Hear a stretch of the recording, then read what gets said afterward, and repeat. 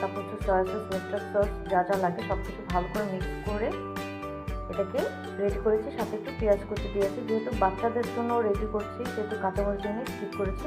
সামান্য গোলমরিচ করে দিয়েছি, আপনারা চাইলে কাঁচামরিচ দিতে পারেন, ধনেপাতা দিতে পারেন। তো বাচ্চারা যেহেতু সচরাচর মাছ খেতে চায় না, আমার মনে হয় রেসিপিটা বাচ্চাদের জন্য বেস্ট একটা রেসিপি।